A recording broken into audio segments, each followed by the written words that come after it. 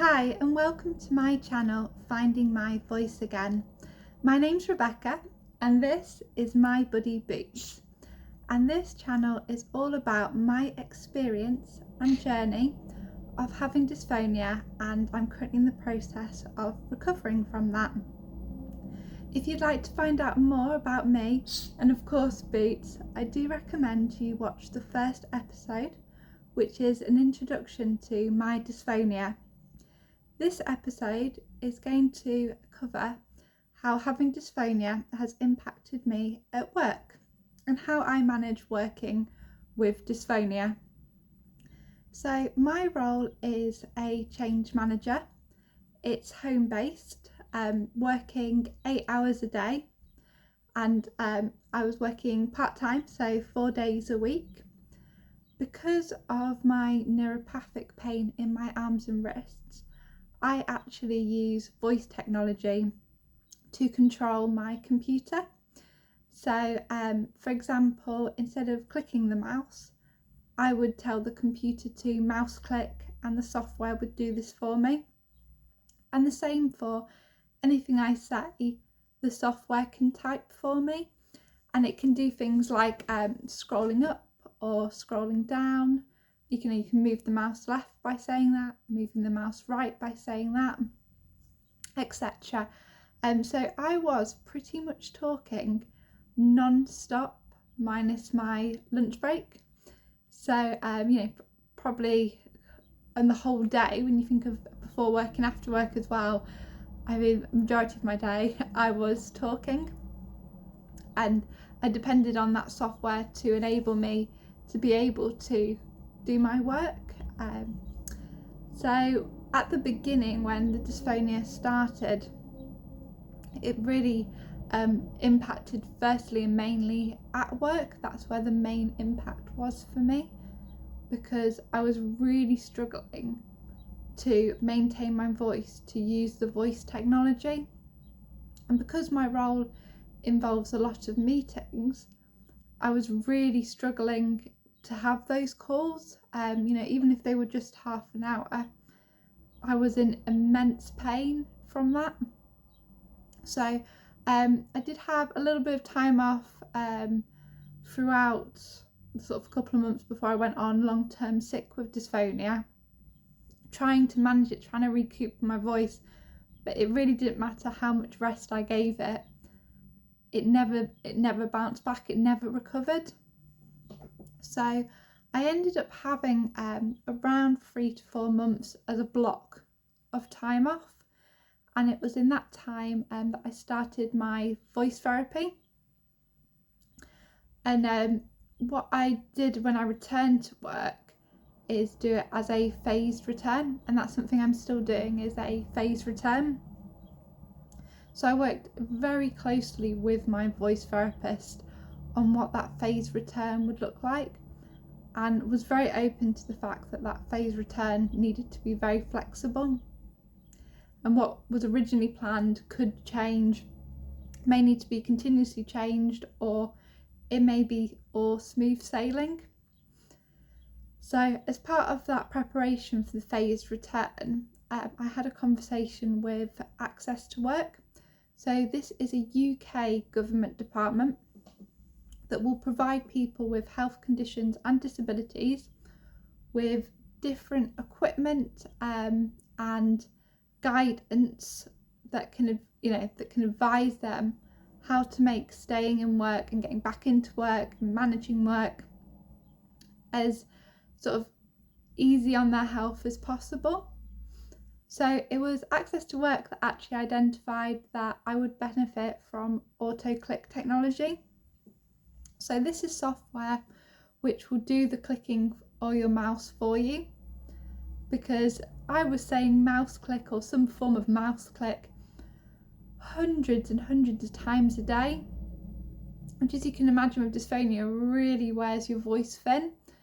And the auto click software meant that I didn't have to keep saying it. The mouse would do the clicking for me. This technology is incredibly smart. It's amazing. I've had it for a couple of months now, and it has never clicked unnecessarily. I just do not know how it works, but it does save my voice when it comes to any form of mouse clicking, which is great. They also advised of a noise cancelling headset which has the microphone right in front of my mouth, so that way I don't feel like I'm straining my voice or having to really shout up to be heard, because the microphone picks it all up for me. So it's exceptionally rare that I have to edit the voice technology, which is really fortunate. And they, along with my voice therapist, recommended regular breaks. My voice therapist actually advised that the voice needs around 8 minutes at a time to recover and rebounce. So at the moment, every sort of 30 minutes, I take a 8 to 10 minute voice break. So I am still able to do work in that time, but I'm not using my voice. So it gives it that little break and it allows it just to reboost a little. Another thing that I do is drink endless amounts of hot water, sometimes with honey, sometimes with ginger and honey, and that's throughout the working day. And I've always got a water bottle at hand to keep my throat as moist as possible, because I am conscious that I do talk a lot. I also have a lot of blackcurrant glycerin pastils. They are my favourite throat medicine if you have to have a throat medicine. And all these do is sort of encourage moisture around the vocal cords, around the throat. So if I find I'm having a 30-minute meeting, for example, after I'll just have a glycerin pastil and have a little voice break. If I have a meeting that's longer than half an hour, I will schedule a break within the meeting.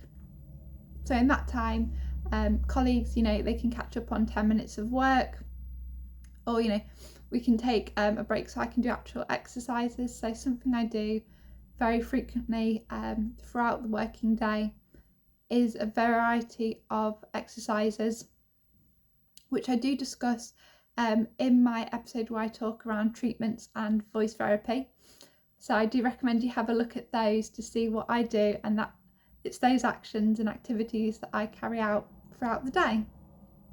So I've been doing a phased return since January, and we're now at the very beginning of June, and I'm managing 4 hours a day, 4 days a week.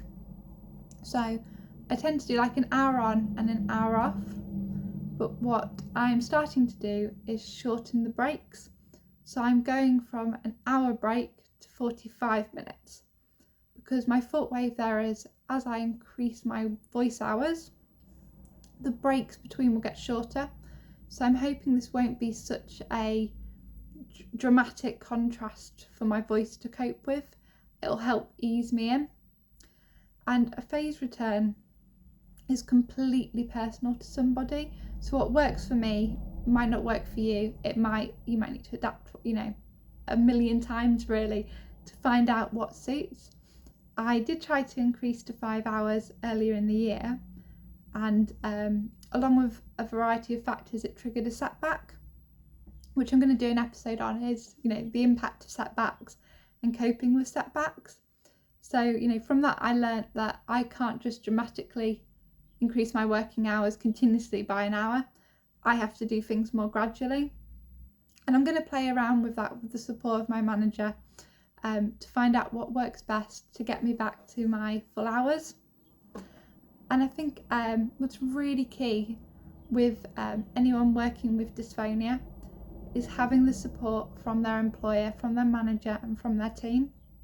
I'm exceptionally fortunate that I do have a wonderful employer, a wonderful manager, a wonderful team that completely understand that I have this condition, but that shouldn't stop me in achieving all my aspirations and dreams.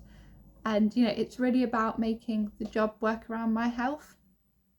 And I'm hugely passionate about my job, hugely passionate about my health, and they've allowed them to go hand in hand. So if you are an employer, please do support someone with dysphonia or with any health condition by providing them with the flexibility and understanding of that as much as you can. So my next video is going to be covering the impact of relationships. So that's, any form of social relationship, be it a partner, being it friends, family, working, and how you can manage those conversations with those closest to you. And I really look forward to sharing that video with you. I hope what I have spoken about today does help, and I wish you a very good day from me and from Boots. Bye!